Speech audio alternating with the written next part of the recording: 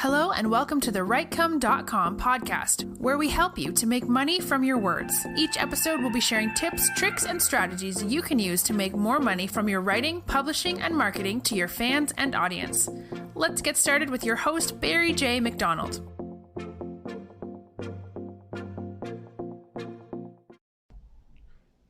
Hi, this is Barry here, and you are very, very welcome to today's podcast episode from WriteCome.com.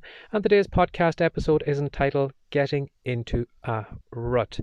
Now, most people would probably say getting out of a rut, but I would actually turn it the other way, in that when I get into a rut or when I get into a routine, I find it very, very easy to keep going. You know, when I get up in the morning, I know, well, I need to do this thing first, and then I need to do this, and I need to do that, and then I can go through all my steps. So by the time maybe midday or whatever, or my day is over, I know exactly all the things I have done, and it's very easy for me to show up and do the exact same thing the next day. Now, it may be just my personality, maybe it's because I'm a Taurus or whatever, maybe I'm stubborn, and maybe I have some kind of inclination to following a set routine, but I can follow a set routine very, very easily. But sometimes, unfortunately, too, when I fall out of routine, sometimes, like most people, I find it hard to get back into it. So I just thought I would have a look at getting back into a rut or getting back into a routine. Now, this morning I was listening to a podcast by Tim Shore.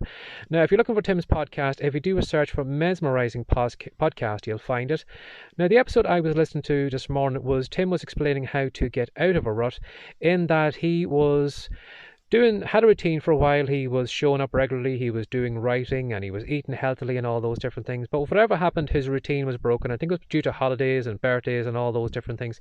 And he found he was sliding back into his old habits, and he wasn't eating as well as he was doing, he wasn't doing his work. And like most of us, when it comes to putting your foot back on the gas again and knuckling down and getting back into your work, sometimes it's hard to get the momentum going in the first place. So what Tim recommended you do, if you do find yourself, if you have got out of a rut or you're trying to get into a rut, as probably I would put it instead, would be to look at two different things. Now, the first thing is, as he said, is you need to know what you need to do. So, for example, if you have had a routine and you've fallen out of it for whatever reason, you probably are well aware of what you need to do. You probably need to, that you need to sit down today and you need to write your 1,000 words or whatever, or you need to switch on the microphone and you need to record your episode of your podcast, or you need to do a video, or you need to do this or you need to do that.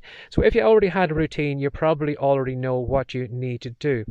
Now, what Tim said was he had changed some of his habits, but what he did was he knew exactly what he needed to do, so he could go back into it. But the thing that was holding him back from actually getting back into those good habits he had before was because he wasn't, attaching any fun to it. So he said in the second step, the first one is to find out what you need to do, and the second one is to make it fun. Now, in my own case, when I go back through, you probably have heard me mention before, I was trying to get fit, I was trying to lose a bit of weight, and I was trying to get back into shape. So if you heard me mention about that, I was wanting to do that for the longest time. But for the longest time, even though I wanted to do it, even though I wasn't happy with what I saw in the mirror, I just couldn't motivate myself.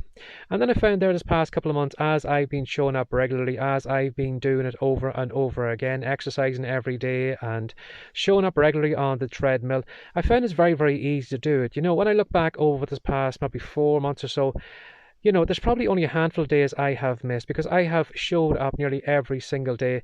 And it's not that I've really forced myself to do it. It's become a habit. I've gone to enjoy it, but it's gotten easy for me. And when I was thinking about what Tim was saying about, making things fun and the things you need to do to get back into your routine, I was just thinking, when I do think about how I actually got back into the habit of running again on the treadmill, it was because I made it fun. Now, the way I've made it fun is the fact that I have shortened down how long I need to stay on the treadmill.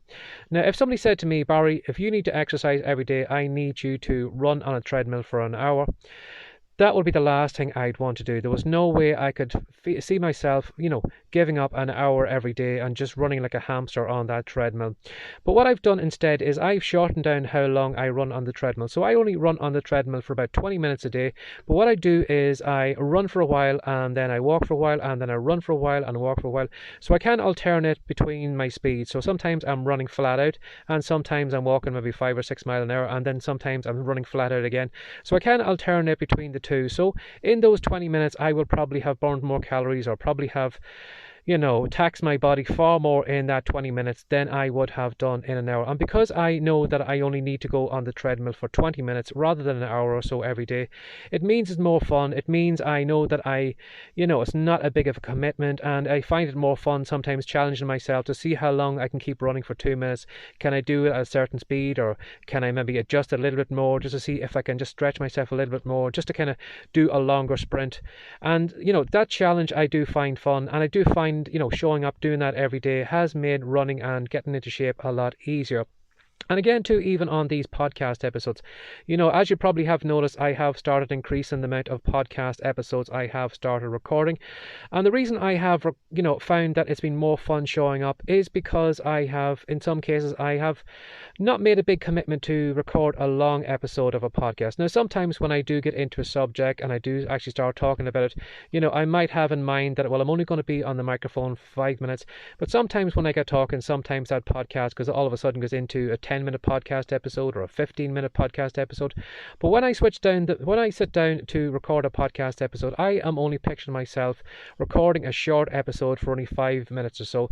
And because I have no kind of big kind of commitment, or it doesn't seem like a big chore, I find it very easy and it's fun just to sit down and to talk into this microphone for 5 or 10 minutes. Now, if somebody had said to me, Barry, you need to do 2 podcast episodes a day, and these episodes have to be an hour long, or maybe you have to interview somebody for an hour for each of those episodes, because that would seem like a huge commitment to me, it would take the fun out of it, and it would feel more of a task, feel more work, and I probably wouldn't show up to do that, so it wouldn't seem more fun for me.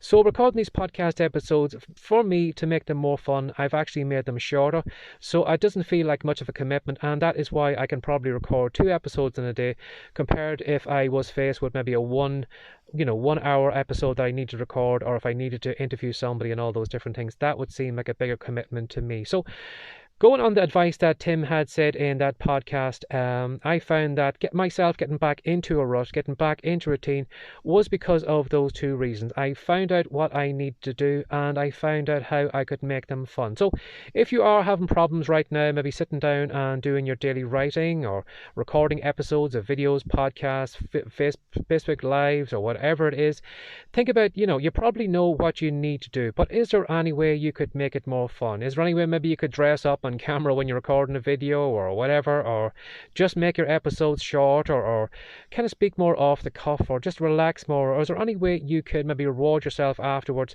Now, not that you just go ahead and dip into a jar of Ben and Jerry's or something like that, but some kind of healthy treat or something like that you could reward yourself for showing up doing that, or make it fun in some way. So as I said, that is how I am finding it very, very easy for me to show up regularly in my exercising and in my podcast episodes, is because I have made them more fun. I have made them less of a commitment in my head, and because of that, I find it easier to show up and do it. So have a look at your own business. Is there any way you can make things more fun?